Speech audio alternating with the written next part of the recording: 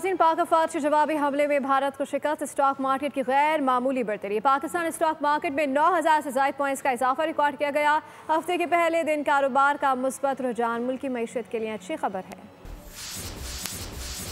Update कर रहे हैं, पाक अफवाज के जवाबी हमले में भारत को शिकस्त, स्टॉक मार्केट की गैर मामूली बढ़तरी। पाकिस्तान स्टॉक मार्केट में 9,000 से ज़ायद पॉइंट्स का इजाफा रिकॉर्ड किया गया।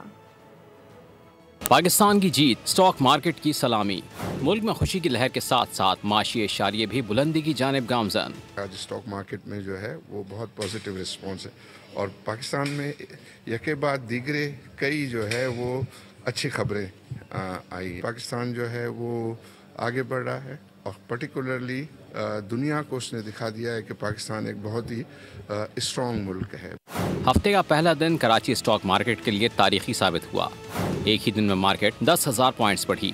100 इंडेक्स 10,123 पॉइंट्स के इजाफे से 1,17,297 पॉइंट्स पर बंद हुआ। दिन भर में मजमूई तौर पर 461 कंपनियों के शेयर्स में कारोबार हुआ। 404 कंपनियों के शेयर्स की कीमतों में इजाफा, जबकि 26 के शेयर्स में कमी हुई। स्टॉक मार्केट में 30,38 करोड़ से ज्यादा मालियत शेयर्स के सौदे हुए। सब्सक्राइब करें और बेल दबाएं ताकि कोई खबर रह न जाए।